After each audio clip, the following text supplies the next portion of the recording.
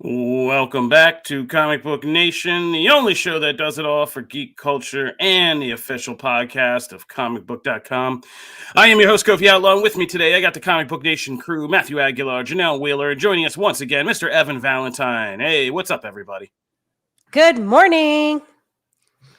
All right, and we got a lot to do today, so let's jump into it. We are going to be talking about the new horror film Smile 2.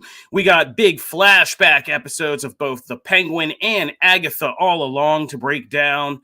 We're going to get into some fall anime talk since Evan's here, and we got a lot of things on the comic book front, which means it's a great day for Matt. So let's jump into all of that, starting up top. Evan, you and I went out and saw the new French indie horror film sequel, Smile 2, Smile 2. And yeah, we had some thoughts on it. Smile 2 is out. Yay, Smile 2, boo for maybe the people who put out the movie, but here we go. Yeah, just not to beat around the bush. Evan did a review of Smile 2. He gave it 4 stars. I would probably be on the same page with that same score. Smile 2 is just, I said in my tweet that, and people have kind of been like, they throw in a little shade at me, but, I don't care about y'all, so, go ahead. But, yeah, I said not since T2 have I seen, like, a director basically take the same concept of a film and jump up with it so high in terms of, like, quality and execution. And that's not calling Smile 2 T2. I feel like people's comprehension is broken these days. It's not the same.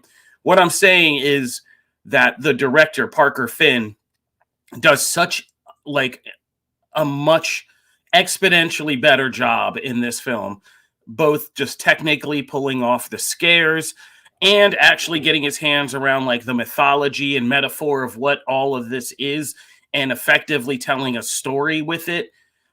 Plus getting somebody like Naomi Scott, who a whole subsection of this conversation is how crazy is it that this girl has broken into stardom and never done a horror film before now? Because she is like crazy talented. Like people are like, we got to have a award series and talk about this. And it's like, who thought we'd be talking about that in a Smile movie? But here we are. Yeah, the basic premise is Naomi Scott plays like Britney Spears essentially, or fill in your pop star who's had troubles and breakdowns type thing, but essentially Britney Spears. And through the machinations of one of the craziest opening sequences I've seen in a horror film in a while, like the Smile curse ends up being passed to her. That instantly just changes the whole dynamic of Smile, because now we're talking about a much more accessible kind of what it is to be famous, what that means in terms of pressures and anxiety, and how the Smile curse becomes like this crazy metaphor for all that. It does a kind of crazy job of making you understand like how being a pop star or famous is both, you have access to the world, but you're kind of also very isolated. It kind of plays with that idea. Yeah, and it does some really freaky things, and it just kind of goes nuts more with the idea of reality and what's real, what's not, and making you see things that you think and then pulling the rug out from under you and being like, I gotcha. It was the Smile thing. Like, and it does a good job of that this time around. And I think by the end, it finds its footing to make you think like, yeah, like Saw or Paranormal Activity, like this concept can keep going and we can keep doing crazy fun things with it now that we kind of got a handle on the mythology. But that's just me, Evan. What did you think, man? You're muted, buddy. Your big debut. Oh, I was muted. Hey, everybody. Yeah, no, I agree with you on all points there, Kofi. I think that Smile 2, it's a bigger, badder, and meaner movie than the original one, and that works in its favor here. I love the point you brought up in terms of looking at celebrity as kind of being, you have access to the entire world while simultaneously being isolated from it. I think that that's something that this movie does exceptionally well. For me, when I look at horror, because I'm a huge horror nut, I love horror movies in general. There's always this push and pull in the genre, especially nowadays, when it comes to the idea of creating a movie that relies a lot on jump scares versus one that kind of creates a looming dread, a sense of unease. And Parker Finn, who returns to direct and write this one from the first movie, does this amazing job of kind of blending the two. I felt like uncomfortable watching this movie a lot, which is very good because it's like, you know, you see enough horror movies and at a certain time you kind of become desensitized to a lot of it. But I thought that this kind of had the secret sauce in terms of combining both of those things. I think that with Smile 2 in general, there is this the scenes, how they play out. I love, Kofi, that you mentioned the opening scene. It's the opening scene sells you on it immediately. It's one that takes place almost immediately following the first one, so it would be very beneficial for viewers out there to see the first one if they're going to see this one. And it's an amazing job. I cannot stress enough how much I love what Parker Finn did here with the camera movements, like his direction here, because it feels borderline experimental at times. I feel the way that he kind of like how it moves, how it almost feels like its own character, I think works exceptionally well. And like the more I think about it, I did, as Kofi mentioned, I gave it a 4 out of 5 in my review, but like I kind of would, I said it was one of the best horror movies of the year, and I stick by that. And the more I think about it, like this feels like for hardcore horror fans out there, it feels like a movie that is in the spirit of films like Suspiria and Possession, which is not what I was expecting going into the movie. And yeah, if you need something, if you need a palate, I wouldn't say a palate cleanser to Terrifier 3, because remarkably, this is at times almost as gory as that. Yeah. Like, which is also surprising to me. But like, if you want another just amazingly solid horror movie to watch during this spooky season, like Smile 2 is really worth seeing in the theaters, I think. Oh yeah, get a crew, go see this. Like, and I think I missed what you mentioned is some of this. I went to see this with like a female friend, and we were talking afterwards. Like, some of this, the best scenes in this are scenes that make you so anxious or uncomfortable about like public moments, because this is what this film really gets, that the first one was more confusing about, is when you're having like a episode with a smile entity, like what that means. And this, it's so good because this is a person who has to be in the public eye so much. So like when there are moments of like freaking out or breakdown in one particular sequence that is like just so well done, which is like a speech at a kind of fundraiser thing. Exactly the one I was thinking about. Yeah, is so uncomfortable, not because of any horror stuff, but like your real life self is going like, oh my God, I want to like crawl into myself. Like this is awkward by just, when it's so bad, when you see something awkward happening, then you run and you're like, I'm out of here because this is so awkward. Yeah, it's like that, and just taking that and ratcheting it up to like a 10. But yeah, so well done. And just, I believe in this concept now. That was my whole thing about the first one, was like scary scenes, but like I didn't get the concept. I didn't get the entity. I didn't get the mythology. Now this one gets really wild and almost feels like it jumps the shark in the third act, but then pulls it back, and it's just like, nah, we got this and we good. And then you're like, okay, well now, like, and you're just like, okay, I'm with it. Like, there's a lot of things, like you said, we can do. And this movie can be all kinds of horror stuff at once. It's that looming dread, psychological horror.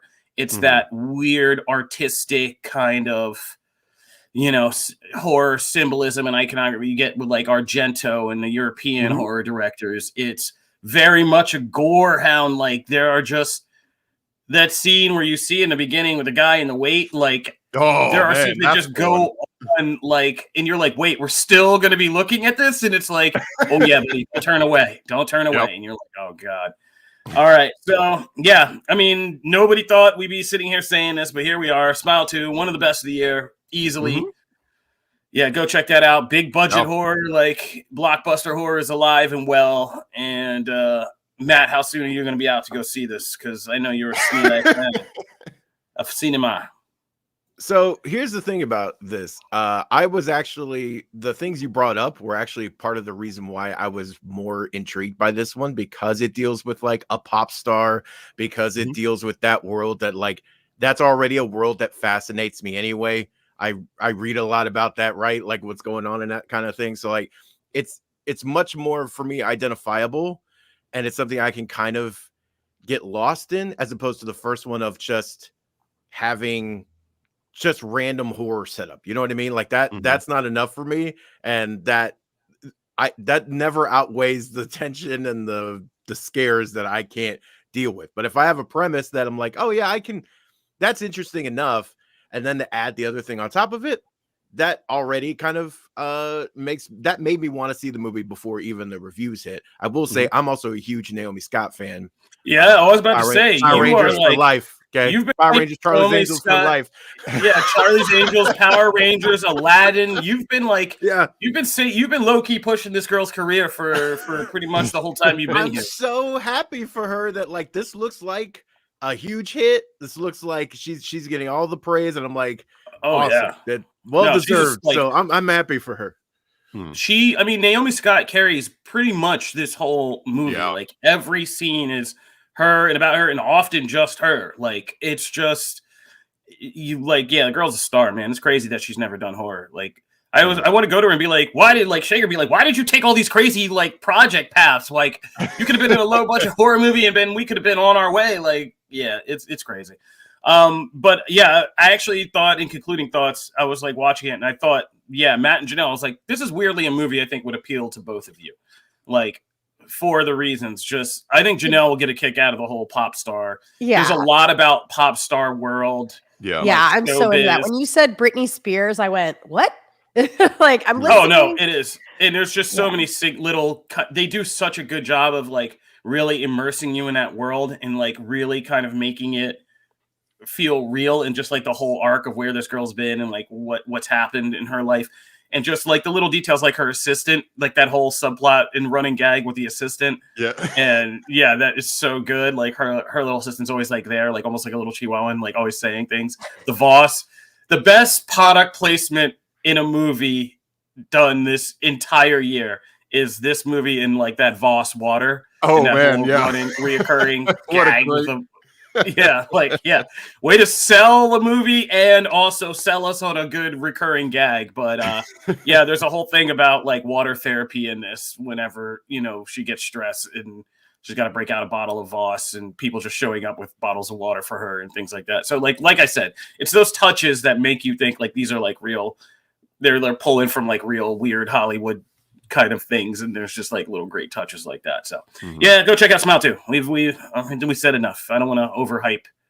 I've sold this movie for this studio enough. Really done for me. Moving on, while we have Evan, because he's got I know he's busy. It's Friday. We all got stuff to do, but real quick, fall anime season is here, and it kicked off really big with a new Dragon Ball anime, which I was pleasantly surprised by. I was surprised by how much, I liked Dragon Ball Daima in the first episode, which was just a lot of setup and like a lot of retrospective. It was a good sneaky anime filler episode. They kind of just filled us back in on a lot of stuff.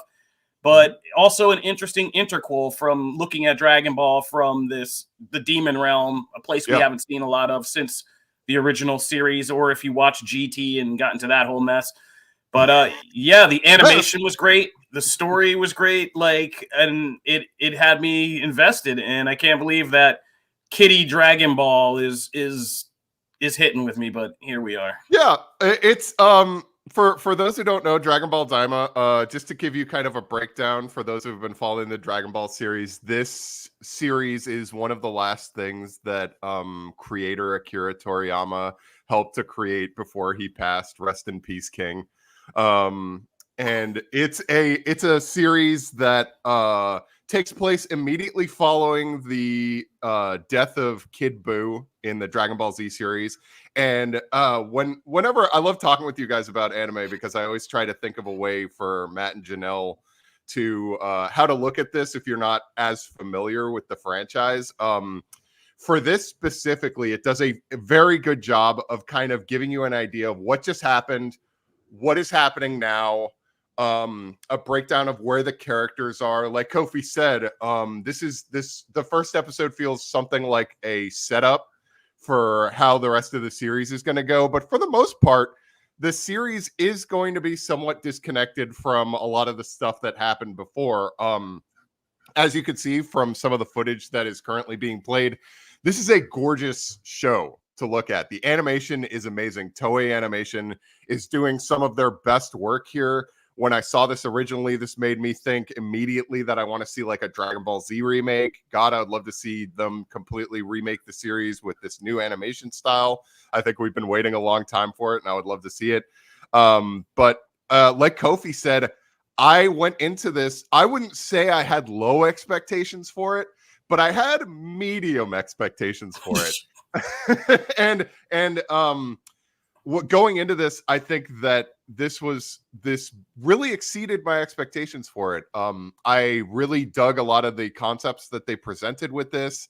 They did a lot of surprising new lore reveals in terms of like dropping new knowledge about not just the demon realm, but like who Namekians are. Where did they come from originally? Because we thought that was put to rest in Dragon Ball Z, and it wasn't. But a lot of people have been highly anticipating this one for good reason. And with its first episode, it was kind of able to show that, yeah, this is probably one of the biggest new anime, not just of the fall season, but of the year. And even if you're not huge into Dragon Ball, I would think that this is something that you can like safely, you can watch the first episode and not be too confused about what is going on. Yeah. And I forget which listener it was this week. I'm sorry. I apologize. I tried to go back and find it in last week's episode, but I just couldn't get there. But another new series that we were getting screamed at to check out, and I had up in my queue, and I did check out, and now I'm hooked. Is down. Oh yes, so good.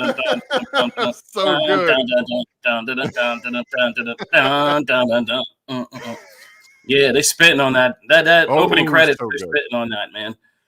Yeah, Japanese rap spitting, man, that's crazy. But yeah, Dawn to Dawn is now an anime, and yeah, talk about another fantastic animation kind of crazy concept. But this show is, yeah, I needed something because we got rid of so many great series in the last year or so. Yeah, and I need something new, and Chainsaw Man ain't here right now, and this kind of hits that same kind of vein as Chainsaw Man, where it's just like good supernatural lore mixed with like kind of, you know, other things. This one is like definitely like a monsters, and it's literally monsters and aliens kind of like mythology colliding, but animated so beautifully, just a little bit demented, a little bit perverted, like, you know, like all good anime should be. And like, yeah, and just the two main characters by the end of like episode 1, certainly by episode 2, are just, you're sold on these two protagonists and kind of where they are, their power sets, their problems, and it's just like so fun and entertaining, and it quickly became something that I'm now like on Crunchyroll every week. Like, they got that new Dawn to Dawn, like let's go.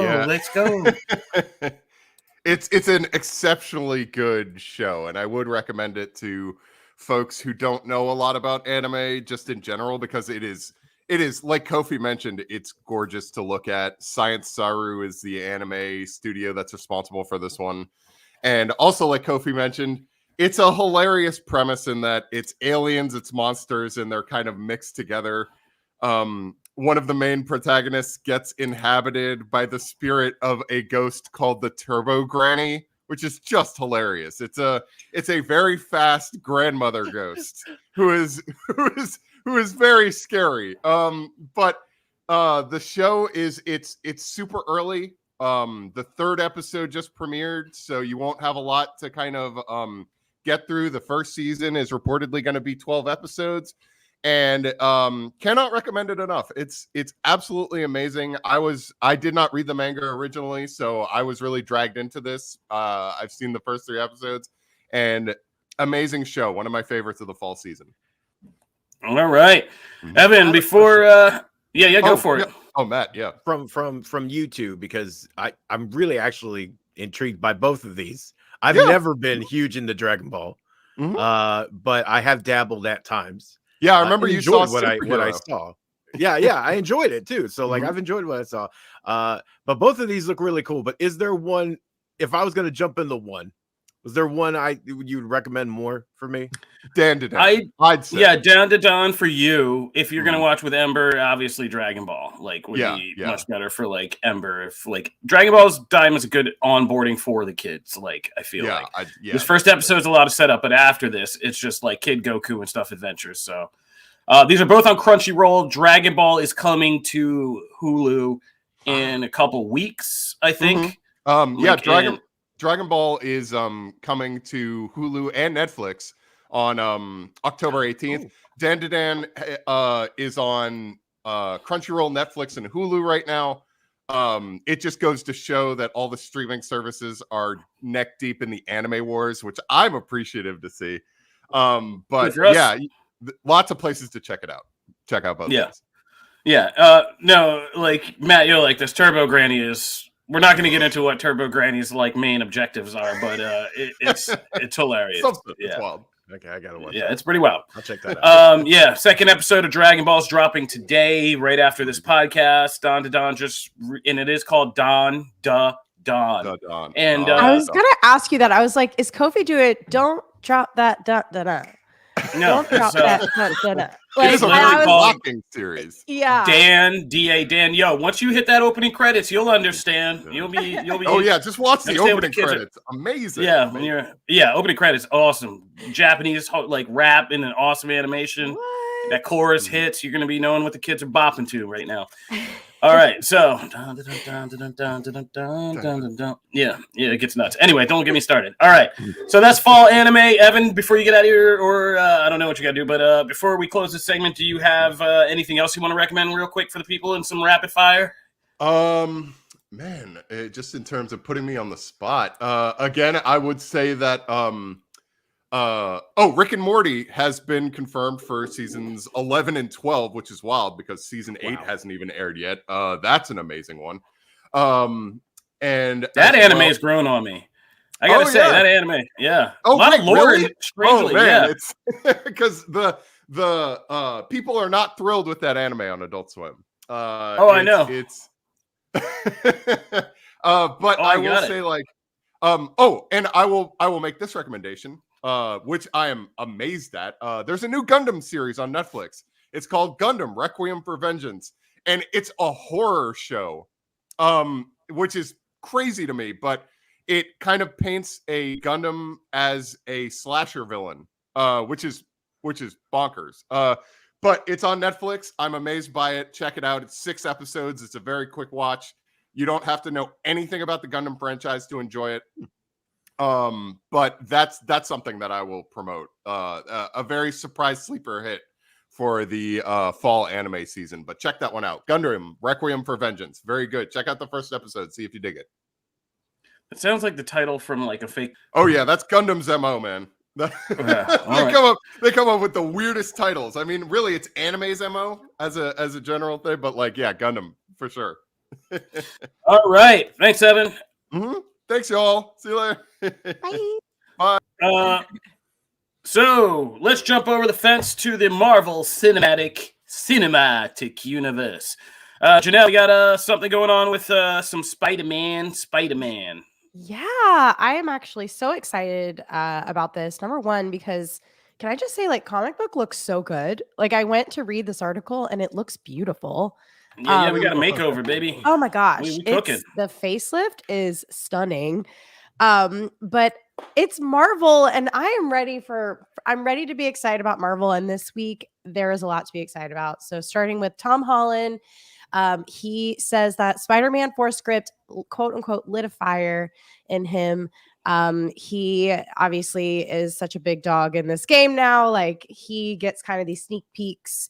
And he was talking in an interview about one of these sneak peeks and how he got absolutely pumped.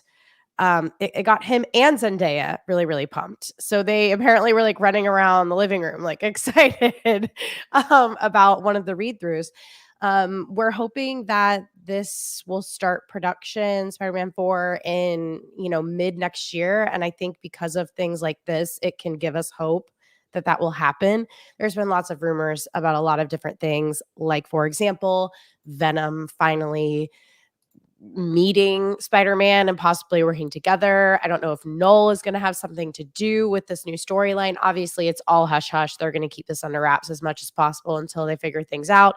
But it's really great when the star of the film is telling you, oh my gosh, I was literally jumping around my living room with my girlfriend. Like that is such a good sign. And I'm extremely hopeful and excited. And they also even said, like, there's rumors that Toby might be coming back again, or Andrew Garfield. There's just so many rumors and things that could be going on. And the one secure thing we got is that they are working on it. The script is being written and our star is excited about it. So that's good, right? Yeah, I think that's a positive, right?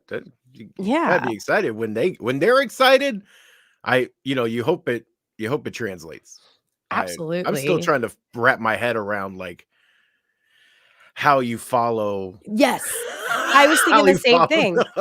Like, where do we go from here after such a kind of tragic end? And even like I've heard that like even like MJ's role might, hopefully they're still going to be like intertwined. I can't imagine them not doing that because the fans would lose their minds. But yeah, I've been asking what would make them kind of jump up and down like this and get so excited. Yeah. And I'm wondering if we're getting live action Miles. Like, is that it? I just got goosebumps. Like, are they getting excited because they're like, we're finally getting out of this thing? Is this like a pass the torch? Like they handing this off to a live action Miles, and it's like they're celebrating that, because I could see them both getting really excited about that. Tom Holland said he really wants to do that, and I can see Zendaya getting excited at that. But don't worry about it. What? Oh, the comments. Yeah. How am I catching strays about this? Don't worry. Let me just say to the comments of the live show, I don't own anything. You guys think I thank you for thinking I'm a mastermind. No, keep thinking that. Yeah. No, I did it. Yeah, I did it. Don't. What you gonna do about it? How about that? How about that? Now you got Tough Dad. Yeah, that's right. You got Tough Dad. I did it, and I'll take away more of your screen time. Go ahead, keep pushing. All right, now let's get back to the show. Yeah, oh boy. But yeah, I'm wondering if we could see, Miles brought into this. I'm kind of wondering, because the big question is, like Janelle said, where do you go from here? And people wonder why I keep this Joker painting behind me. It's just a window into how I feel, So, yeah, we're going to figure that out and see how this goes. But, it's good to hear Tom. Me outside.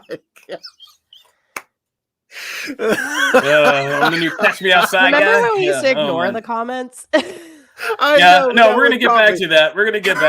But yeah, I'm gonna take the high road. I'm gonna take a sip of my coffee and take the high road. Let's go. Brian, I will say this though in the comment section, Black Cat is probably one of my favorite characters. And I would be screaming excited for Black Cat unless they cast Taylor Swift in that role, and then I will walk out of the theater. Brother, no, we're not doing that. Well, look, we're not doing that. There's so many great actresses out there. The teases were there for Dazzler, right? And that exactly. That's what I'm saying. So, I remember writing an article that Janelle was not happy about, because you remember when I wrote that article about Ariana Grande playing Meg? Oh God! Live action, because that was, again, I didn't make up that rumor. That was a thing, and I had to write it. And Janelle was like, "Oh, why? Because she just has a ponytail." She was so lit about that. So yeah, no, not a fan. I don't even think that makes, like, Dazzler. At least I could have gone. Yeah, okay, Dazzler like, made the sense, meta of it, but this one, like, making her Black Hat would have no bounds in anything. You know what I mean? But I agree. I think the only other thing outside of Miles, because I think that's a almost money bet, because why wouldn't you bring him in and bring all of that in, and that makes the most sense. And also that's like Holland's exit plan too, for when he wants to like, hey, I'm good. Y'all have been talking. You've all been talking too much about that boy. Talking too much trash about all he can do with Spider-Man. What's he gonna do? He's Zendaya's house husband. Yo, man, he's probably tired of this. Yeah, he brought, and they all get to a point where like they want to just do other stuff and whatever. And he's been dabbling, but like your main Marvel centric stuff still takes so much time, right? So yeah, he's gonna want to at some point not play that part anymore, play it very sporadically. Bringing Miles in is it Cherry 2 confirmed. So but I think the other thing that would make them jump would be Venom. That wouldn't make the only other thing outside of Miles that is that like, oh my god, we're finally doing it, and that would get people excited after you literally bring 2 other Spider-Men from the franchise back is Venom. Whether Hardy's playing him or not, bringing Venom in is that other thing. That's that thing that people have wanted for years. And, I mean, it remains to be seen if Sony will ever, cross those over. They've kind of had their cake and eat it too at this point, because they've been able to do a whole trilogy of Venom movies, do whatever they want without bringing Spider-Man in, which I think at one point in time we thought was ludicrous. They've managed to do it. And been low-key successful at it. Oh no, Venom 3 screening on Tuesday. I am hyped. Let's go. Yeah, so that would be the other thing for me. Like, do they finally pull the trigger on that and do it? Yeah, I like both those guesses. I mean, both those sound good to me. I'm excited for Spider-Man 4, weirdly enough. I want to see, where we go from here, I think is a reliable, good step. I mean, this is a safe step for the MCU and something I think we'll get behind. And I don't think Tom and Zendaya at this point, like, I don't think they're getting off the couch to do just anything. Like, they're not just collecting a check on this. Certainly not Zendaya. She doesn't need it. She's getting that. She's got that Challengers fame. And you know what, Tom? If you ever hear this, buddy, it's 2024. Don't let these people get in your head. Go be a happy house husband. Watch Top Chef all day, whip up something cool, and when Z gets home, just kick back, watch some tennis, and serve up some beef ragu or whatever, man. Just chill. Collect, do what Scarlett did. Start executive producing, collecting these Marvel checks without having to get in a suit, and just chill, buddy. Don't let them get in your head. I will say this. Edgar in the chat says, question, guys, who do you think is the better Spider-Man? Let me just start by saying this. I was not a Tom Holland fan as Spider-Man. He was just too naive, too immature, just not my style. And I will say, like, he has grown on me so tremendously. And now I just don't even really want to see anyone else in that role. So I wish that he would stick around. I wish that he'd be here for a little bit longer. I know that this is a very, very, very long run of him in this role, but I don't know. I mean, we got Loki for like a bajillion years. I would be fine if he just kind of always dipped his toe back in. Like, I will say he's slowly become one of my favorite Spider-Man. So yeah. Tom, just keep looking at Hugh Jackman. Look where Hugh Jackman is now. Oh, true. Yeah. Yeah, don't let these people get in your head, bro. Like, just keep on keeping on. Like, dip back in every couple of years, do a Spider-Man. Why not? Get Toby and Andrew back in, do a Spider-Man together, have some fun. Just enjoy. All right, so we're gonna take a break, but when we come back, we got a fun second half of the show. We had big episodes of Agatha All Along and Penguin, and oh man, a Wonder Woman issue that might be breaking the internet. We got a lot to talk about. Stay tuned to Comic Book Nation.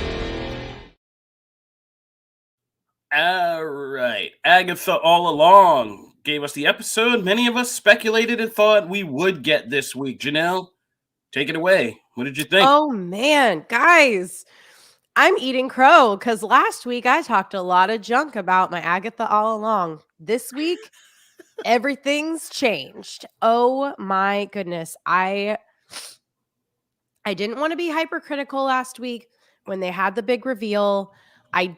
I just had a lot of questions. I was like, but like, why does he look like that? Like, is this like the reincarnation thing? Why? How are they ever going to explain it? Who's behind? Like, I had all of these kind of hangups, all these things that I was like, they're not going to acknowledge. They're just going to breeze by and expect us to just kind of take it for what it is. Nope. They gave us the background episode. I am absolutely thrilled that they explained how this happened, who he is, why he's there, his mission, and kind of, I guess, the character development of coming into who he is. If you guys haven't seen it, obviously, this is a big old spoiler. Gosh, where do we even begin, guys? I mean, there was so much in this. I don't even know where to start. It's felt like a different show to me, honestly. Like, this was what I wanted all along. This is all of the teasers from like these teasers we're watching right now on the podcast. Where were all of those? Well, guess what? We're starting to see them now at the end of the show. I don't know. Yeah, there's a weird symmetry right now between Agatha and Penguin, and I'm going to write a piece about this. Like, we got these two shows about minor or like supporting characters and other things that were nobody would have ever thought like we'd get shows about either of these people. But the performers were so strong that we were like, oh, we need to do more of this. And so we kind of have knocked them out. And both of them, I've said for very different reasons, both of them feel like they're hitting right now. Like, this feels to me like a sequel to WandaVision in all kinds of spirit and just literally narrative. But this has been a great spinoff of WandaVision. And like WandaVision, one of my favorite episodes of Marvel TV ever is that kind of episode where Agatha goes back through Wanda's mind and they revisit like key points in her life, that flashback episode. So I knew we were probably getting a flashback episode this time, but I had big expectations for this, and it delivered. Like, this was a good episode. That, you know, the thing, Wiccan, anything related to Scarlet Witch in Marvel Comics has gotten so messy over the years because they've just done so many back turns, switchbacks, retcons. Like, the story of anything related to Scarlet Witch is so messy when you start researching it. And you're like, okay, so, was Vision her husband? Was she like also screwing Wonder Man? But was Wonder Man also part Vision? Like, did she make the kids? Did Mephisto make the kids? Or were they reincarnated? Or were they born earlier before she ever met Vision? It's like all of these things, right?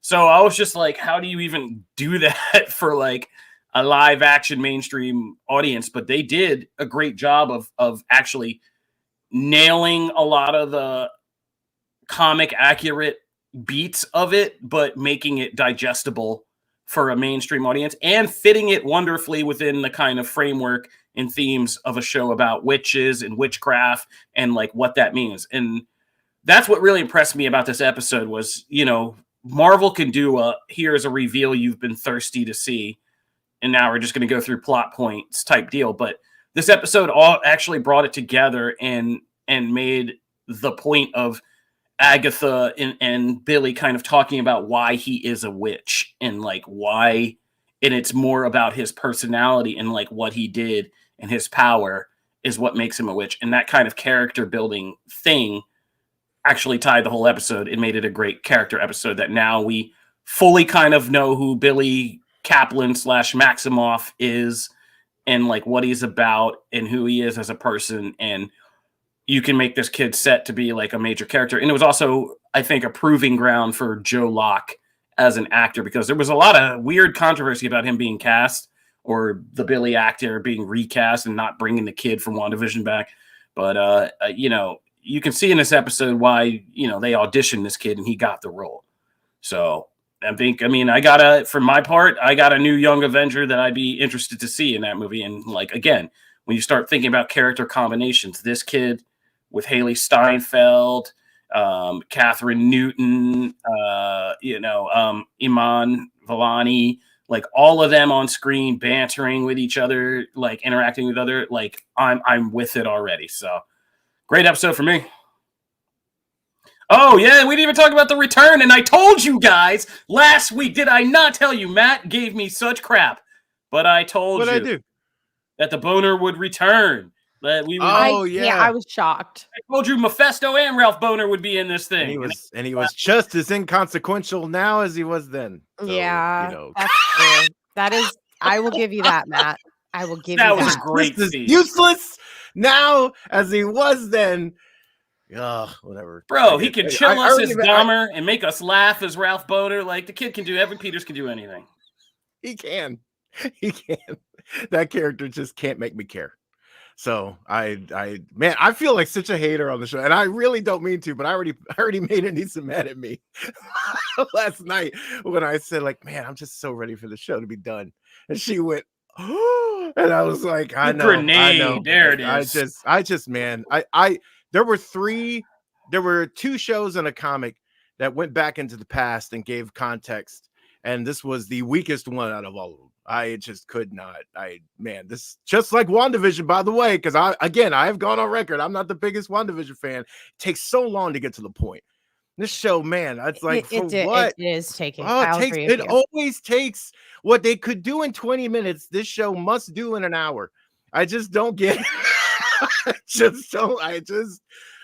Whatever. I was like, okay, cool. We're moving. There's some great stuff between between Agatha and Wiccan, some great back and forth.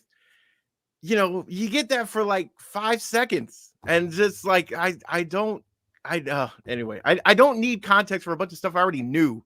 That's my biggest thing with this show. And compared to the other two things we're going to talk about, you provide a lot of new context and a lot of other stuff that I didn't know. And this one's just telling me a bunch of stuff I could figure it out in 5 minutes. I don't know.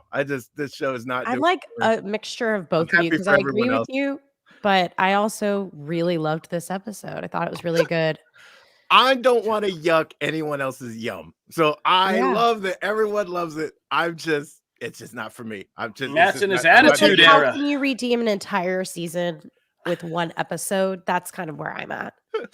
You know, like I didn't really love the whole series. I can't believe I'm the biggest damn Agatha All Along supporter on this panel. That's insane. That I would not have guessed. That's insane. Oh my god! All right, well, I'm going to stand for my. I stand for my witches. Stand for my witches. I do. All right, yeah, witches. I just wanted to unite. Contribute to the sing along. Man, and the things this show is doing, like there's so many great Easter eggs. Like poor Patty LuPone's character, people have kind of like put together the Easter eggs when she kept having those freak out moments. She was seeing the future and trying to warn Alice not to help Agatha because she was going to die. Like there's little great things that are happening in the show, and by the end, I feel like you both are going to eat. How many? Do we have one episode left? No, we have 3. 2 minutes. Oh my gosh. Okay. All right. I'm staying optimistic then. I'm excited. Yeah, no, this is like it's either 8. One of them is 9 and one of them is 8. I keep getting it switched in my head. I will just say that this whole I just loved this week in general. Instead of pitting any shows against each other, I actually just tried to accept and appreciate each show for what they were, and I really did. So Agatha is 9 episodes long. Okay. So yeah, that we have 3 more. Yep. Perfect.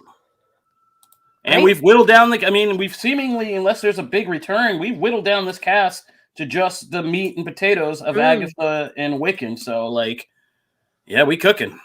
All right. See, that's the other problem for me though. Is that the thing I loved most about this show was all of the witches interacting. And as we move forward, there's less and less and less of that by nature. And that makes me also just like, you're taking away the one thing I dug about this show. Wow. Slowly over time. I thought it was too much. There was too many stories. Oh, good reminder. Focused on anyone. Good reminder from the live chat is that we only have 2 more weeks of Agatha though. We have a penultimate. The last 2 episodes air just before Halloween on Devil's Night. October 30th. Ooh, 2-episode love that. finale. So That's smart. there we go. Oh, So we only got 2 more okay, weeks. I'm in it. I'm in. You guys, I'm back in it. I'm very excited. Well, we can do some big things in those last 2 episodes. So we're gonna see. Heck yes. All right. Thank you, Danny Brown, over on YouTube. Okay, now let's get to what's really going on in the streets right now. Yeah. Penguin. I've been waiting for this week. We got we got to screen the whole thing with Penguin. We just have to fake it for you guys. But this is a week we've been Both of you did? Yeah. Oh yeah. We are burdened by knowledge. I'm with we are you burdened guys, by such knowledge. I'm for the people. Yeah. Yeah, no. We are burdened by such knowledge, but we've been playing our roles very well. We've been holding our cards real close. We want everybody to get through the series too. We can't wait. But this was an episode we've been kind of sitting on and being like, when we saw it, we were like, oh man, like this is the week. This is one of the weeks we couldn't wait for people to get to. There's a couple of them, but this was definitely one of them. So yeah, Penguin episode 4, Centani, which is an Italian kind of toast word. This was the Kristen Miliotti's big, hey, I'm going to get that Emmy episode with the flashbacks to why she ended up in Arkham Asylum. If you're watching a video, this is previews of the next episode 5. So, because we're going to talk about that. But yeah, this was one of the best episodes of TV I've seen all year. And this is a year where I watched Shogun. So I was writing about Penguins in the Emmys and kind of will they pull the same play that Shogun did? Because remember, Shogun was a limited series. Then we're like, we're going to get too many Emmys if we become an ongoing series. But then they announced we're getting more seasons, then got a bunch of Emmys, and we'll see if we get those seasons or if this was all just good strategy. Penguin might have to do the same thing because they could sweep the Emmys in a lot of categories if they go as an ongoing series. But this episode with Sophia really hammering home what happened to her Seriously. at Arkham. Like it redefines, what I loved is it redefines a lot about what we thought about the Batman and that whole plot thread with Selena and Carmine Falcone Falcone. I got to stop saying Falcone. I've been listening back to myself and I'm like, you sound like an asshole. Carmine Falcone, that we thought like people were saying was tacked on to the Batman. Like now you go back and look at that. You look at like what happened to her mom, what happened to her best friend by the end. And like, yeah. And this whole thing with the Hangman and Carmine Falcone being a serial killer. Like it's pretty twisted what happens to her with her dad and Mark Strong. Shout out to Mark Strong for just taking a chit, coming in and being like, oh no, I got it. And just like delivering. Like that scene with her and him when he turns on her is so chilling. Like I've watched it several times. Like he is so good about like when the mask drops, just being straight faced and so scary at the same time. But yeah, Arkham, that whole thing, and then when we come back to the present day, what she does at the end of this episode is just, Kristen Milioti deserves that Emmy. I call Tarjay all the time. I call it Tarjay all the time. Yeah, but do you do it ironically or do you do it legit? No, I get dressed up fancy and be like, shall we go to Tarjay? I will not step into Walmart today. We shall go to Tarjay. Your bowler hat. Yeah. Yes. You get come, children. There. Come, wife, come, children. We shall go to Tarjay, where we will shop and eat some of the pizza pie. You're a pizza person there. You're not a Starbucks person. No, hell no. I like my internal health. I'm good. No, I don't eat. Oh, man. I can't eat. Well, but part of it is Ember because our tradition is we go and get a cake pop from Starbucks. Yeah, I get it. Yeah. That part I understand. Yeah.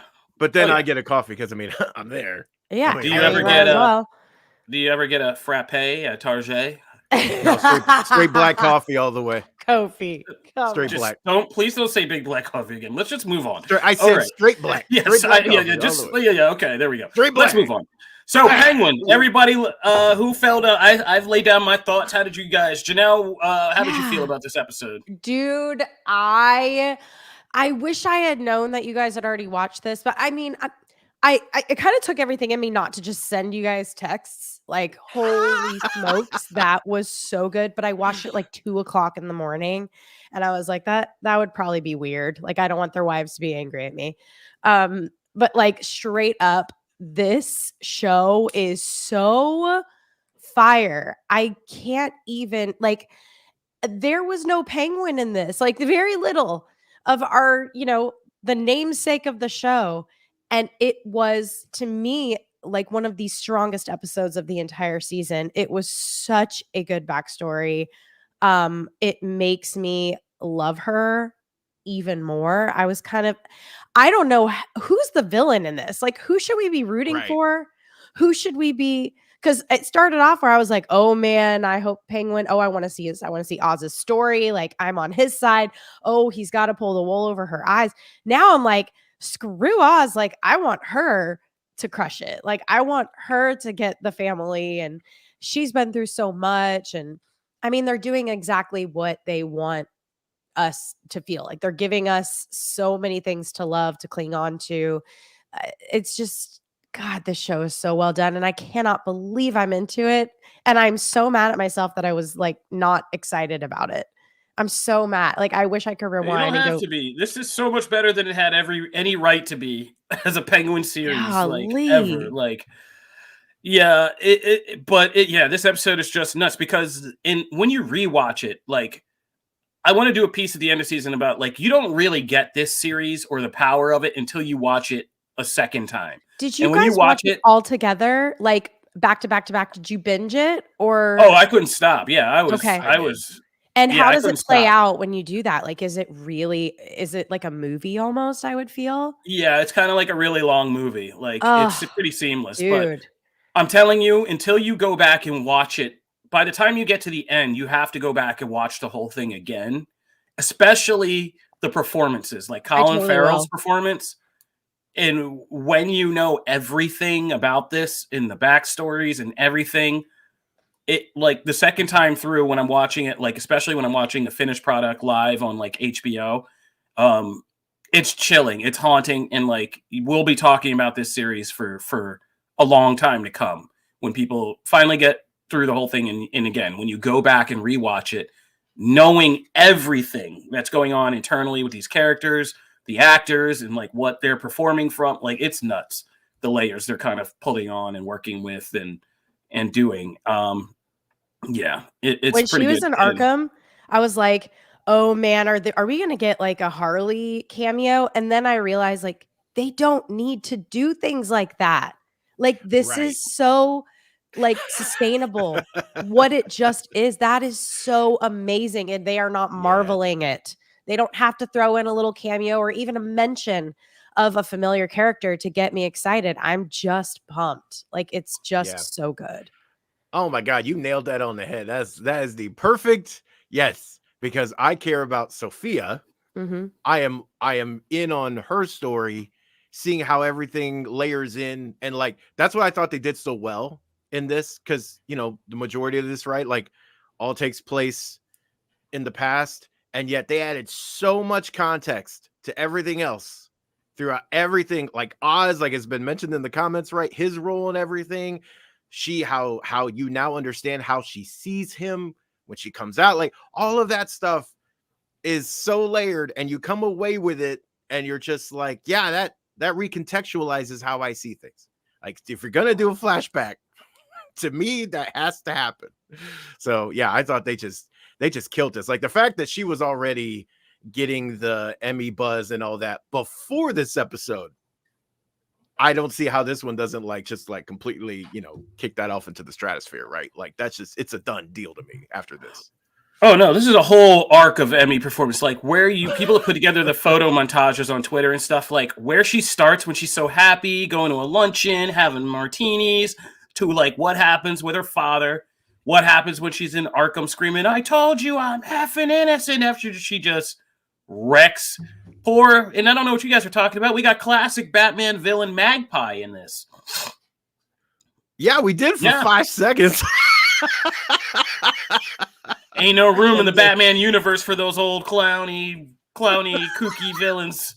Yeah, but no, it's crazy. There's still ongoing theories, One of our most popular articles is one I've done about, I'm keeping my eye on this Julian Rush, quote unquote. Dude looks shady. I feel like I'm getting a Batman villain in the making, so I'm keeping an eye on that. But yeah, Kristen Milioti is who's done. People have been going back and realizing how much she's done over the years. Like one of her first big acting roles is in The Sopranos. She's Johnny Sacramone's daughter. Like, you know, people are putting together the How I Met Your Mother, and all the other stuff she's done. Oh my God. My brain, I didn't even think about How I Met Your Mother. That's ruined. Yeah, now. she's Mother. She is Mother in that show. So I did not I connect those. no. dots. are you too serious? I didn't even think about it. We run a highly educated entertainment podcast. I We'll didn't- do about the. I didn't- Yeah, I- I'm just messing with you guys. But I yeah, did There's not a really connect good those question dots, in my the bad. chat. yeah. She was Jordan Belfort's first wife in Wolf of Wall Street before he traded up for Harley Quinn, which is an interesting thing since we're talking about Harley. Before he traded for, I can't believe I'm blanking on her name right now. How? Margot. Oh my God, Margot Robbie. Mhm. Yeah, before he traded up for Margot Robbie, his first wife was Kristen Milioti in that movie. If you want to go back and see those scenes, Jordan. Yeah, she's done a lot, but now people are finally kind of taking notice. And I always say The Resort or Palm Springs with her and Andy Samberg, great movie. If you want to see her do like a full range of talented stuff, it's a Groundhog Day movie, relationship drama movie, and it's great. Anyway. Every So- time someone mentions Wolf of Wall Street, I can't help but think of, what are you, an owl? Every time I hear that, that's the immediate scene I think of. Who? Oh yeah, but yeah, no, the moments that I love in this show are like we say, when the mask drops and people see Penguin, like that slow-mo moment when he's trying to still talk his way out of it, and she is just looking at him and realizes, and my girl, the Persian lady actress, I forget, I always butcher her name, but when she plays Sal Maroney's wife, when she's just like, oh, he killed your brother, you didn't know, and she's just looking at him. And they don't play it in this, but when they did it in the last episode, when Vic rolls up and she's like, what about Sophia? Leave her. And you're just like, oh my God, like how fast that guy just like, Yeah. it's just such a POS. I love it. Like, oh, year of Penguin. Who knew? All right. Let's take it to some other, this was overwhelmingly loved DC content. Let's talk about some not so overwhelmingly loved DC content. Yeah, spicy. Matt, what did we get this week on the comic front?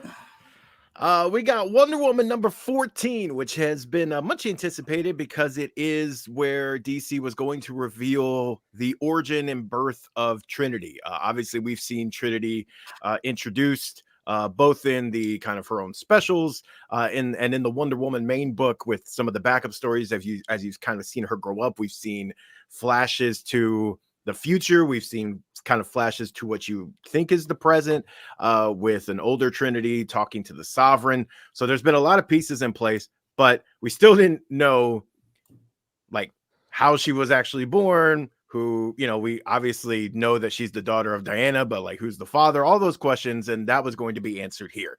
And in typical Tom King fashion, there's like kind of a multiple timeline thing in this as well, where we're kind of dealing with what happened before, what happened after, and then what's happening kind of in the present of the book, but it's still in the past. But we get a very a kind of a shocking thing up front. Well, shocking if you don't pay attention to previews and stuff, but shocking what's up front, which is, and by the way, big spoilers coming in here for Wonder Woman number 14, the death of Steve Trevor. Steve Trevor is straight up shot by the Sovereign, and that kicks into motion a lot of things that had been, teased and built upon. If you've been keeping up with Wonder Woman, it's been dealing heavily with the relationship between Steve Trevor and Diana, examining what that is. So this is actually kind of a very logical point for that, if you've been following along. And through essentially what is Wonder Woman kind of trying to bring him back, but not really being able to, kind of one of the few things she can't do. She is able to then echo a lot of the things in her creation and in her origin story about being a being of clay and Hippolyta praying to the gods. And that's how Diana was born. And we echo that. with a couple twists thrown into the middle, which we can get into, but which I found interesting. But Trinity was also born from clay, and her being the daughter of Diana and Steve, and then moving forward from there. So I feel like that's about as good a foundation as I can give, so we can get into the spicy stuff, which, you know, along the way, there are some sequences of, you know, Wonder Woman mourning Steve's loss, in an American flag that got people talking. Obviously, some people are also talking about the birth and how that was handled, Steve's death, all of those things. It has made this issue very very hot topic. You know, so Kofi, how did you feel about this? Let's see. You know we love Tom King and we love Tom King storytelling. We also sometimes say Tom King can get in Tom King's own way storytelling. This one, I think they could have chilled a little bit with the non-linear jumping with like days, numbers, and stuff like that. That got a little bit confusing. It took me like 2 reads. There's already going to be enough dense stuff in this issue, like the entire kind of spiritual headiness, the just putting together like what the mysticism and like what's going on before this birth and the witches and the threads, like all of that's enough. But trying to piece it together in non-linear Chris Nolan fashion was a bit much. I had to do this twice, and I was just it gets tedious when you're like studying a comic more than you're reading a comic, and I ended up having to do that. And yeah, like I said, Tom King can get like real Inception-y where you're just like layers and layers and layers and layers down. Remember, all of this is a story that the Sovereign is telling to Trinity on some level. When we go up all the levels of the dream, like this is Sovereign telling a story to Trinity. So like trying to keep all of that in mind was a lot. And I think you could have just told a more straightforward story with just the heavy metaphorical spiritual elements. I mean, it's called What's the Point of Steve Trevor? Like, we're doing this very on the nose thing. But yeah, if it was just a linear story, I think it would have made all the difference in the world to just helping me follow it, because I had to constantly question like where we were, what was happening. And the impact of the moment like gets kind of lost because you see him die, but then you have to feel the impact of the death like afterwards, and you know all this stuff. You see what happened before, like it gets all muddled up. So it was a very confusing issue, just trying to logistically work out what was going on for such important information.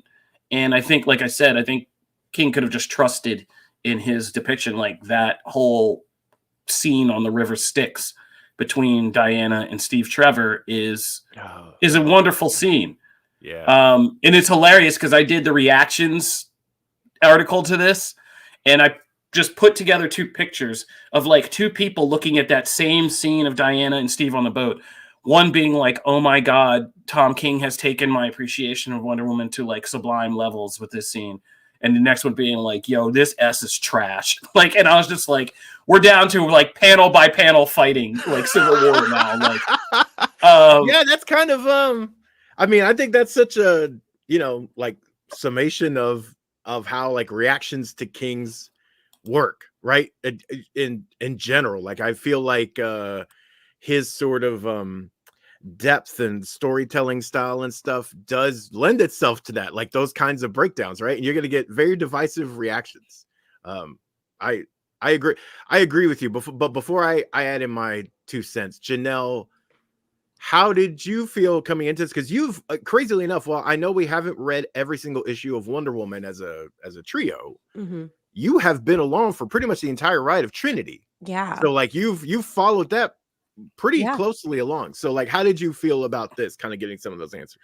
I actually felt like it was really heartfelt and moving at times, which was great. Like the depiction, like just that image of her like crying and holding on to his flag, his burial flag. It was just beautiful and really like haunting. I I like the storyline. I get and I follow the storyline. I think it's an impactful storyline. The narration was very hard for me to follow. So what I started to do was each page, I wouldn't read the talking bubbles. I wouldn't read those. So I would start with the narration and I would literally just read the blue boxes. I would read all of those first. Then I would go back and then read all the talking bubbles because I kept losing the story and I didn't understand like any of the chatting and the story. Like it wasn't fitting together. As soon as I stopped trying to like read each box fully and then move forward, then it was impactful for me and it worked much better for me. That's interesting. Yeah, so I just kind of did what worked for me. Now, listen, guys, I have ADHD, so like the normal person might be able to multitask. I struggle with focusing, so I know that I have to like stay on one topic because I was finding myself having to read it like 4 times in a row, like one page, just to understand what was happening. And I was getting fed up. And that's why I kind of, I'm almost 40. I've learned tactics to figure things out. And this is one of the things that I figured out really quickly. Okay, this isn't working for me. The way this is reading, I have to make this work for me. Once I did that, I loved it. It was, and by the end, like guys, I was moved. I was almost in tears several times. So I thought it was really lovely. I'm not sure how the average, someone who maybe doesn't have trouble with focusing read through it, but like I found a way to enjoy it really like a lot. So, and then at the end, like the little baby, guys, I have a No. newborn, well, sort of, he's 4 months. Yeah. So I was like, give me the baby. I just want to hold the little clay baby. Like, it's so cute. This kind of appealed to me in a special way. So I really enjoyed it. I really enjoyed it. I think it's so interesting that because yes, I really enjoyed this issue and I thought this issue did what you want issues again, like we were talking about Penguin. It adds context, it recontextualizes things you thought you knew and assumed. There are some things that who didn't figure that Steve was the father, right? But it's not that, it's the how we got there, and they actually make that, like, they throw some twists in and you go, okay, I didn't expect it, right? So that I like all of it doing that. That said, I agree wholeheartedly with the fact that, like, upon trying to analyze this, right, I did a whole breakdown. Like, you can go to Comic Book and see the reactions. You can also see a full breakdown of like everything that happened, but also what it means for the future, how it sets up things in Trinity's future that we've already seen teased, right? Going back over it for that proved more difficult for me than reading it, because I had the same issues. I had to go in and go, okay, where is this scene? Is this day 1? Is this day 50? Is this in the middle? Is this like, that was proved. I had to go back over scenes like 3 different times and go, okay, do I have it right? I had to make sure I had it right, because like timeline wise, some stuff takes place like pretty soon. Like there's a whole scene with the fates and the threads that takes place, kind of during the scene on the boat, right? And we're understanding like, oh, she's already taken those threads and things, but then we move right into where she's on the beach, and there's just, but not all of that is taking place in linear order. It's just some of that complexity does actually take away. I did feel from just the very strong emotional story that is the heart of this. Like all of the scenes, I thought without King's work in the series to this point about Steve, I would not have cared as much about the scenes we have here, or his death, frankly, because I mean, Steve Trevor was, to me, one of the most underdeveloped, like kind of important supporting characters in DC to this point. You get other characters and they're just, they lap him. It's not even close. Like, it's like, why does this character really matter? And King has analyzed that a great deal in his series. So I thought that stuff paid off, but like the moments between Steve and Diana are just beautiful. And I thought the emotional storytelling here was so on point that, yeah, you didn't necessarily need to do so much on the other side. You could have just let that breathe a little bit, and I think it would have been stronger overall. But I still really enjoyed the issue. Also, it has been mentioned several times, but Daniel Sampere's art is stunning in this issue. This is crazy good. Like that scene from her swimming through the ocean to the underworld is like, iconic. There's so much great artwork in this, and like it's just great to see the scene, like the subtleties of what we said, like the physicality of Wonder Woman. This run has really redefined in its artwork, like her being on the boat with Steve, like no makeup, no armor, just kind of like stripped down to just like being a woman with a guy, and like her and that being their whole relationship. Like they're not an Amazon and a soldier and a warrior and all that. They just get to be like a guy and a girl together, and you know how core and precious that is and stuff like that is. Yeah, man, it's you know, it's a good story, but like I said, it got in its own way a little bit. Well, artwork, fantastic. And like, the image of the American flag, like, guys, I don't even know where to go. Matt once almost broke the world with his article about Wonder Woman and her ethnicity and stuff. He almost started World War III.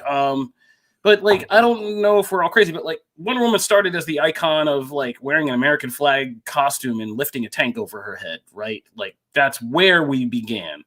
I don't know if you guys, I don't know how we can celebrate Linda Carter and then just be like, well, you know, Wonder Woman shouldn't have Americana like trappings. It's like that's the whole thing. Linda Carter spinning into an American flag costume is like Wonder Woman. So I get it. We live in different times. Things have been updated. But like starting a Mediterranean fight is as crazy as this Aaron Pierre like skin tone. We got to hold up like a brown chart of makeup to his face and be like, "Are you qualified to ride this Jon Stewart?" Right? Like, guys, we're getting a little nuts on some of this. Like, just a little nuts.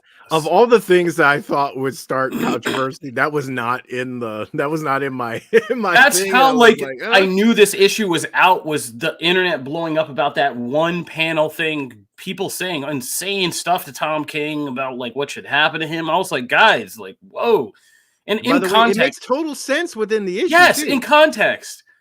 Like, you know how many widows it's have taken home, like how many families? We did it for my grandfather when we buried him. My dad clutched that flag. Like it's important.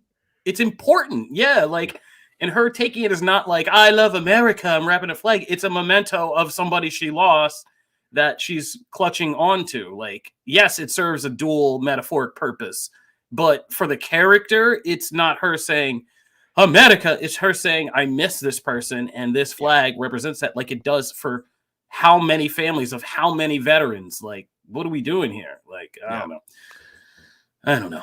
But like and people also, say, like our super fan Damian Gray reminds us, Twitter gonna Twitter. So praise to I had to look up. I wanted to make sure I pronounced the name correctly. So Tomeo Mori's colors are also absolutely stunning. And that scene that that Kofi described is just beautiful. But then there's several scenes. The scenes where they're like on the boat though are just like some of the most gorgeous scenes, like the oranges and purples, and like it's really good. So I wanted to make sure to give props to the colors too, because they are fantastic. So that is Wonder Woman. Kofi, was there some other books you wanted to shout out? Thought you had mentioned you wanted to shout out. Oh, Mystique is I want to shout out some just some of the X books that are happening. We haven't gotten a chance to check in from the Ashes as much since we kind of redid our show format. But two of those like little side books are great. Sentinels was surprisingly entertaining to me because I like bonding with those characters. I was so invested by the end of the first issue in just this ragtag squad of like enhanced human Sentinel people and their plight and the stakes of their whole thing. Like, pretty good book, weird book, but great swing. And the Mystique book, I feel like this Mystique book has sold me on like, Mystique could get like a solo movie or a solo spin-off show. That would be excellent of her if you use that power set right. Like, there are just scenes in this book in the beginning where like Mystique fakes out people and gets other people shot and stuff using her shape-shifting powers that are just fantastic. It would be so great in like a live action project focused on her as just like a spy thriller with a mutant at the center of it, who's the ultimate spy, right? Oh, man, I mean, if we could do all this Citadel, like Yeah, it'd be like the best parts of Alias mixed with, you know, X-Men, and that'd be fire. I know someone needs to do that. Yeah. Oh, also I saw in the chat Exorcism at 1600 pen. Yes, Jamie Lovett reviewed that for us and has an excellent review on that on Comic Book right now. I have not had a chance to read it yet, but I am wanting to read that. Man, there's so much horror that is seeping into my life recently. It's crazy. I did want to, I know, seriously, I blame you. I did want to give a shout out to Radiant Black because Radiant Black 30 and then issue 30.5 both launched after a long delay and to bring the finale to the Catalyst War. And unlike some of the past double issues, they were actually like back to back. It was the penultimate and then the finale, as opposed to like two different points of view that we've gotten in the past. There was a lot of stuff. I mean, these were epic. And if you are a fan of the Massive Verse, it is so cool seeing like all of the characters. I wish we had seen more of them, but the stuff we get of all of the characters coming together here and making this big epic final battle, this whole last thing felt epic. And I also think that they did some fun things with the protagonist twist and the vote that we've all known is coming, like which one is going to walk off and be Radiant Black. I thought they resolved that incredibly well. It's also really pretty. So you should definitely check out Radiant Black at 30 and 30.5. I am bummed to find out that it's going to be like February 2025 before we get another issue. But you know, we've got other stuff happening in that universe to keep us busy. So I did want to give a shout out for there. So All right.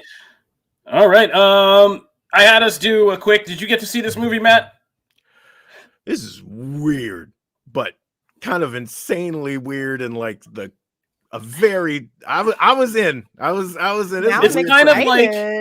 It's kind of like if Saltburn was like more of a sci-fi kind of dramedy, like sci-fi drama than what it was. But our man Turn Up Charlie Ridgely hit me up in the Slack, and whenever he hits me up and says something like, I know it's got to be something, right? Because Charlie never hits me up with that much Charlie enthusiasm unless it's something. So he told me to watch this movie. It's called It's What's Inside on Netflix. It's out right now. So we always like to give you guys a good home viewing option if we can. And so, you know, It's What's Inside. Charlie told me wisely not to watch any trailers, not to do that, just to kind of jump into it and start it. And I recommend it. Just go on to Netflix and start it. It's a movie by a filmmaker called Greg Jordan, who wrote and directed it. It has a nice little cast, including Alicia Debnam Carey from Fear the Walking Dead. So it's, yeah, I don't want to say too much, but if you've ever been part of a big group of friends or like a crew of friends, I sent this to like my old crew of friends and was like, yeah, this would have been us. Like this would have been us in this situation. Like it's great. It's like kind of not horror. It's kind of like thriller drama, but it's the Greg Jordan directs in such a crazy way. It's almost like I'm trying to think of a good director, but it's kind of like if Aronofsky was like making kind of young adult dramas and sci-fi things instead of like the crazy stuff he makes. Like there's a lot of quick cuts. There's a lot of like people talking and telling stories that like we get like still photo montages of as they're talking. Like there's a lot of creative filming in this. Yeah, it's a good movie and just check that out. I was surprised by how unique and enjoyable it is, and the cast was really good, but it's a crazy movie. So check that out. Charlie Ridgely. Turn Up Charlie, you weren't wrong in your recommendations there. And yeah, new movies out today. Anna Kendrick, Woman of the Hour. So I think that's another streaming option at home this week. But I haven't checked that one out yet. But yeah, what'd you think? Did you finish it, Matt? Yeah, I finished it. I thought it was the core premise is just so unique and interesting, which is in the trailer. So like, you know, I feel like that's okay to touch on. But yeah, I don't really want to dip into anything else because that was kind of what was fun about it. Even the trailer kept me guessing about like some of the stuff that we find out later, and it's trippy, and that's also the thing that spoke to me here. It's funny. Like there's some genuinely funny stuff, and even like the stuff that gets tense and weird stays in the weird enough that like it again, this was something that like I could continue to be like, okay, I'm in it. Some stuff's gonna freak me out or whatever, but I'm it's suspenseful. I was actually just genuinely, there's just something to the way some of them speak as well. Like the way some of this dialogue is delivered. I don't know, it was weird and cool. So while I don't know if it will appeal to everybody, I definitely would recommend giving it a try because it's just kind of unique and different, and we need more of that stuff. Yeah, it's a sleeper. All right, Matt, take us out. It's your agenda. You get to cook, buddy. What's going on in Matt's world?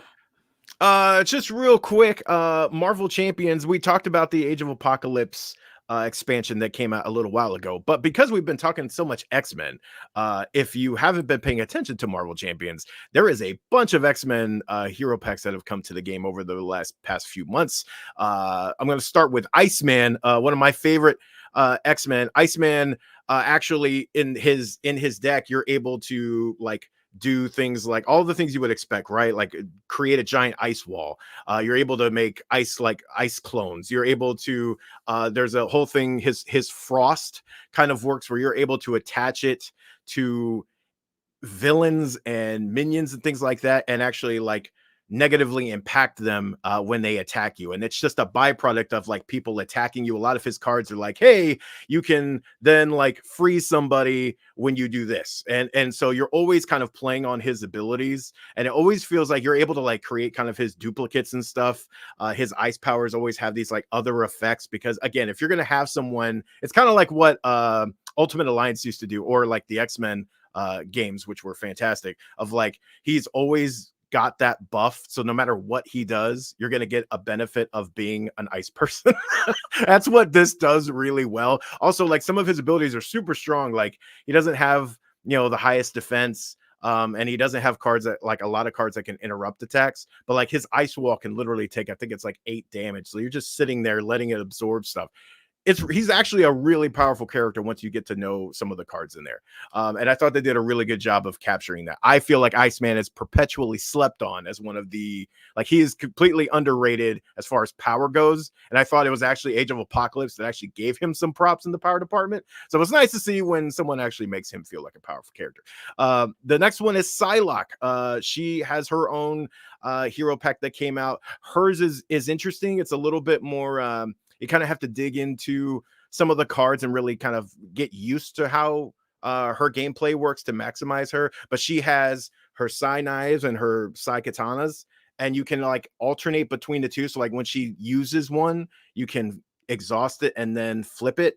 And depending on which ones are present, like which ones are actually active, it will affect her like other cards, and it will also give her a buff as like she can thwart more, she can attack more, and you can constantly be flipping those and changing them as your needs change. So you're always like able to kind of give yourself other little buffs. Also, she's got some amazing attacks that like hit hard, but she's actually more versatile. Like that's one of the things that gets slept on with Psylocke. I feel like they always lean on the like ninja abilities, but like she's actually a very powerful character once you kind of think outside the box, and I thought this deck really captured that for her. Next, X23.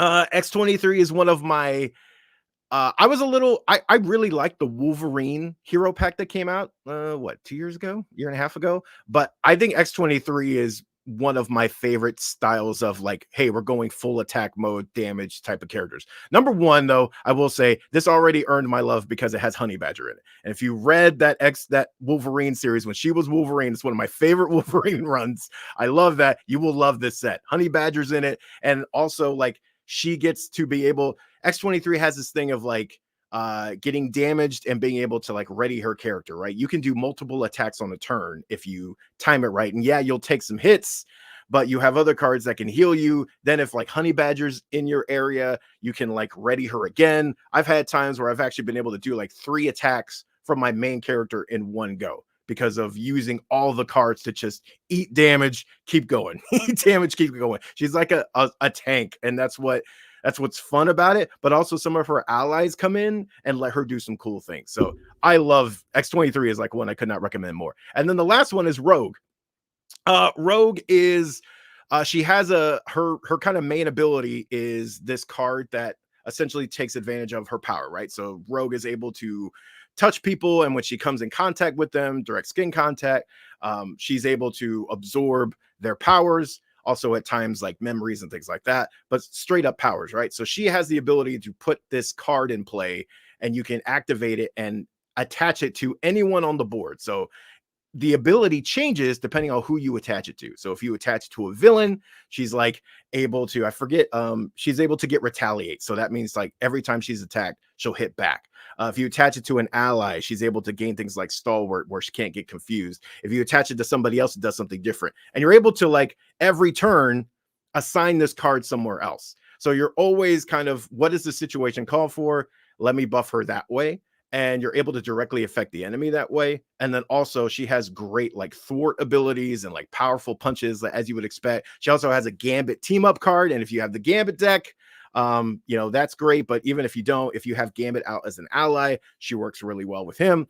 So all the things that this really did a good job of capturing that character. So can't say enough about that. So overall, I'd say win across the board. And Jubilee and Nightcrawler. Nightcrawler just came out. Jubilee I have and haven't been able to mess with yet, so I will have those coming up soon. And a game I had to give some love to because my mom was in town this week and sadly leaves town this week. But one of the games we all got to play as a family is Dodo. And this is made by Cosmos and Thames. And this game is one of those games where like if you're gonna go get a game that you want to play with your entire family, you should totally play this game.